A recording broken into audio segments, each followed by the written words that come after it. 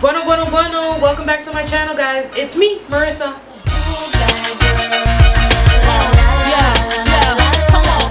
Now before I get into the video, let me just put on my glasses so I can see. There we go, much better. So I guess I kind of have like two things that I want to go over, and one being that I got some new glasses. I'm still kind of getting used to them. I've had them for like a week now and I'm obsessed with them. Like, they're so cool. I've gotten a lot of people tell me that I look like one of the Snapchat filters, but I guess that's a compliment because this is one of the filters that everybody wants to wear. So I got the actual glasses. Shout out to Marc Jacobs. The second thing is I did post a video last Friday, but it got blocked because it was a copyright issue. So I posted a reaction video to Drake's new music video that just came out, In My Feelings, and I got blocked, like, because it was a copyright. And I honestly, like, I have a huge grin on my face, which is like, you should be worried about that, but like, I got it taken care of and everything is under control for right now. But it just sucks because I did, you know, I did make that video for you guys to watch, and you guys aren't going to be able to watch it because, you know, I really don't want to change it. I honestly don't. Like, I don't want to take out the video of Drake, you know, because that's, I make my videos the way I make my videos. So basically, in order for me to post that video, in order for that video to be unblocked, basically Drake has to give me permission to post and to use his stuff. So I don't think that's gonna happen anytime soon.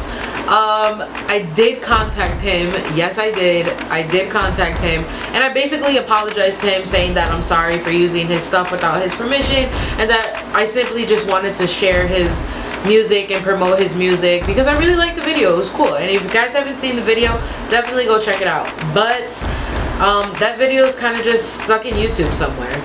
But yeah, so it's a new week, new video, and I'm still counting that video as one of my videos. So sorry you guys didn't get to see it, but you guys are seeing this one, and that's what most important. And I did wanted to bring it up because, like I said, you know, I posted a video last week and it didn't come up, and I didn't post one after that. So I try to stay consistent with you guys as much as possible, and I want to be as honest and, you know, straightforward with you guys too, because you guys are following me on this journey. So I feel like you guys should be informed at what's going on. So yeah, that's why there was no video last week, or there was, but it got blocked. But everything's taken care of, so let's move on to today's video. So as you guys saw from today's title, I'm going to be talking about the first time I stole something. Now, I did that in such a sinister way. I just want to point out, stealing is bad. Don't do it. Kids, don't do it. Teens, don't do it. Adults, don't do it. Stealing is bad. Don't do it. When I stole something for the first time, I was really young, and it happened completely on accident. It was definitely not my fault, and I just want to point that out there before I get the story started. When I was younger, my whole life basically, my mom would take me to church every Sunday ever since I was a baby. So going to church every week, you're there so often, you kind of like have no choice but to like join something in church because you're there so often. So, you know, when you join something, I want to say you join, but you kind of get forced into something by your parents, specifically my mom. Being my mom and the Catholic person that she is, she wanted me to be like in everything. She just wanted me to be like very involved in church, and you know, that's not a bad thing. So of course, you know, when you're a kid, you do what your parents ask you, hopefully, for the most part. So when it came to church, anything that my mom wanted and needed me to do, I never really fought her on it. I just did it because it's God, and you can't, like, you know, betray God. So I joined this organization called, so it's the longest name ever, I joined this organization called the Knights of Peter Claver Junior Daughters Auxiliary Court 181 St. Felicitas, St. Albie. Like, that's literally the whole name of the thing and the district and the court that I was in. Like, that's the whole name. I joined this organization, and basically what it was is an organization, a Catholic-based organization, where we basically do stuff for the community, do stuff for the church, do stuff for schools. Like, we basically do community service and try to just honestly, like, we just try to make a difference in our community, basically. And this is a very big thing. Honestly, it wasn't just something that was by my church. It's something that's national. So we have people from Detroit, from Texas, from Kansas, like everywhere, California, everywhere. This thing is big. So it was my first year being in it, and every year, or every 2 years I should say, they switch from conference to conventions.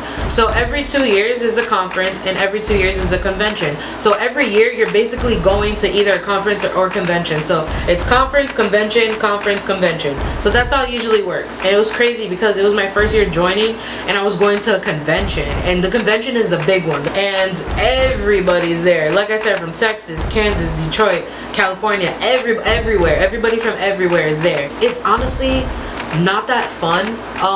You're in meetings like all day, and these are ages, like these are little girls and boys too, because we have a boys part too.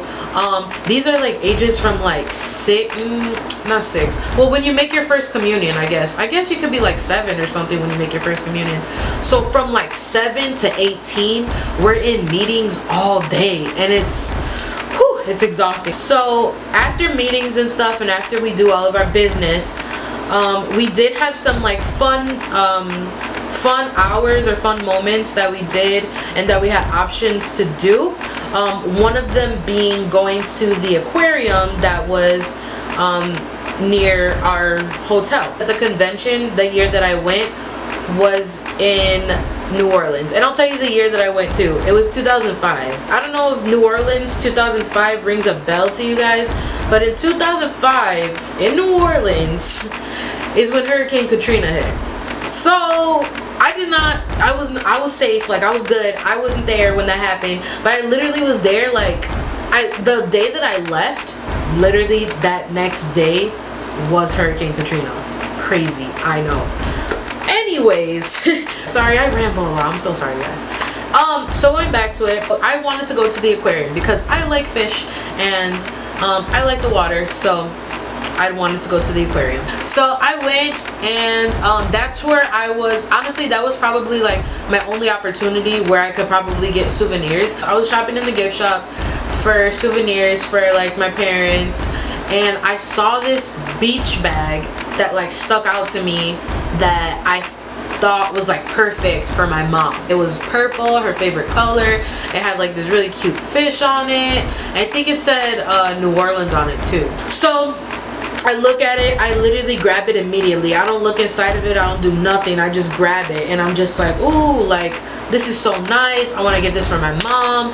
And at that time when I was in the gift shop, it was kind of like time for us to like start going.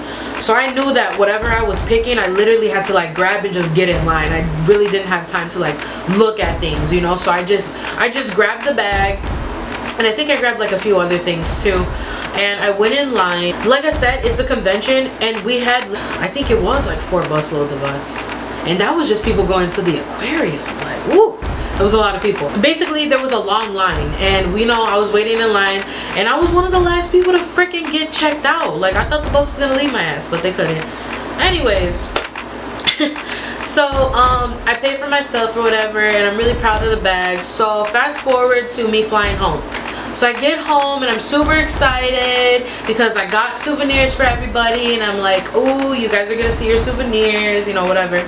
So I give my mom her bag, and I'm just, little preteen-year-old me is just like, ooh, my mom, I got my mom a gift, So I watch her open it. She loves it, and then she opens the bag to see like, how much room is in there and everything, and she pulls out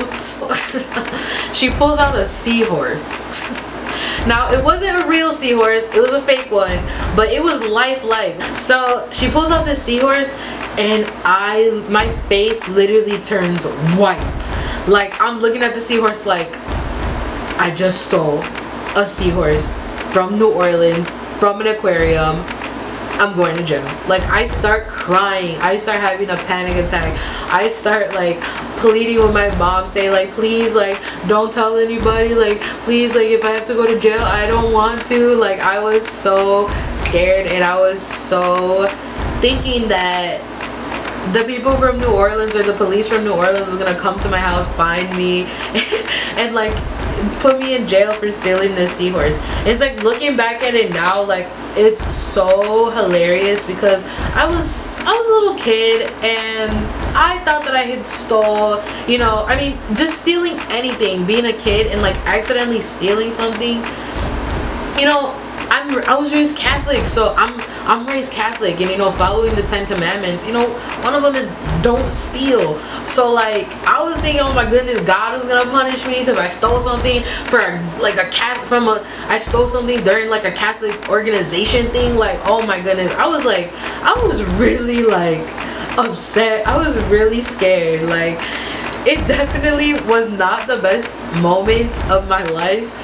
But my mom, honestly, when I was telling her all this stuff, she honestly she started laughing, because it's not really something to be you know, sad about. It's honestly, yes, I guess it kind of is like my fault or whatever that I kind of stole it, but not really. It was the person who was checking me out's fault, because the people, whenever you check out somebody, notice whenever you check out somebody at a store or whatever, and you go to the store and you buy like a purse or something, those cashiers are like taking stuff out the purse to make sure, you know, y'all ain't stealing nothing, nothing's in the purse. So that was the checkout person's problem, that seahorse was in there. That was not me, you know what I mean? That was all them. So I mean, you know, looking back at it and how my mom was like explaining it to me that it wasn't my fault, like, it's ridiculous. It's a ridiculous story. It's a ridiculous concept. But honestly, it was something that I honestly will remember for the rest of my life. And it's crazy to think that that's like the first time I stole anything. I just think that that whole experience was just like, it was life-changing, honestly. I felt so sick for like days after that happened. It literally took a toll on me. Like, it took a toll. So in conclusion, do not steal. And if you guys are going to any type of place, whether that be an aquarium or wherever they sell bags, make sure y'all check inside the bags before y'all purchase the stuff. The guilt is what killed me. Like, not even the seahorse. Like, yeah, looking at the seahorse is like, you know, giving me anxiety a little bit, but the guilt is what really took a toll on me. I was sick for days. Like, my stomach was not good, my head was not good. I felt so terrible. I did not want to tell anybody about my trip because of that, and it was just so crazy how everything turned out. But I'll definitely go back to New Orleans. I'll definitely go back to that aquarium, and I'll definitely buy a real seahorse next time I go there. If I do come across a seahorse, I'm gonna buy a seahorse, purchase that seahorse, so then the seahorse that we have now has a little friend. And I also get credit for buying a seahorse now. So if you guys like this video, make sure you give me that thumbs up. And if you want to see more videos of me rambling, talking about my other life experiences, then make sure you subscribe to my channel. I put on the videos every Friday. I will see you next week for more videos.